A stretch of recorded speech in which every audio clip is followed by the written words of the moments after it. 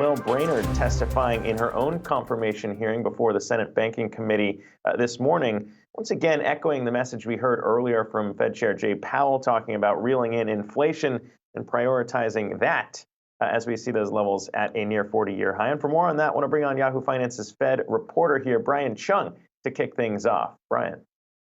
Hey, good morning, guys. That hearing is still ongoing right now in the Senate Banking Committee. Again, the confirmation hearing for Lael Brainard, who is President Biden's pick for the #2 spot at the Federal Reserve. She's already a Fed governor, so this role would represent a bump up or promotion, if you will, if she is Senate confirmed. She's been confirmed already, and that is the expectation, which meant that this was really kind of an opportunity for the Senate Banking Committee to press her on questions, namely about inflation. In her written remarks to the committee, she said that this remains a top priority for her and the Federal Reserve. But take a listen to an exchange between her and Louisiana Senator John Kennedy with regards to the inflationary factors at play. Take a listen.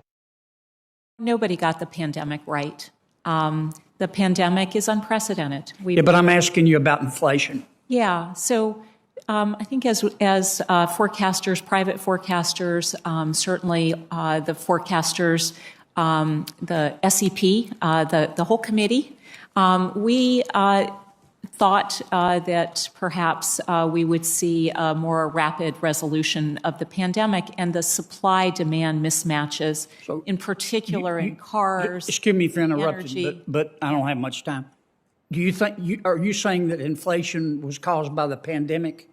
So we certainly have seen the perpetuation, for instance, of the Delta variant leading to yes, ma'am. But are you saying that the inflation is caused by the pandemic? I certainly think the supply-demand imbalances that have been the biggest contributors to the very high inflation we've seen are directly attributable to supply chain issues, distortions in demand.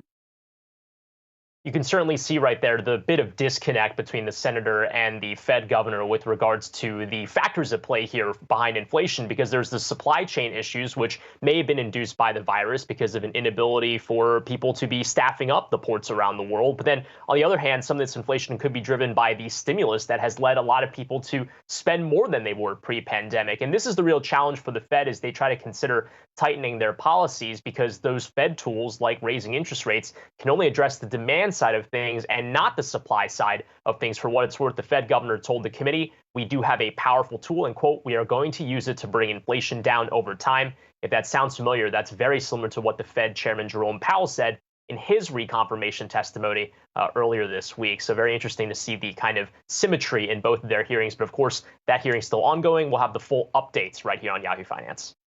Yeah, look at them, 1 and 2, moving in tandem there, like Michael and Scotty back in the day. We'll see what happens. Brian Cheung bringing us the latest. Appreciate it.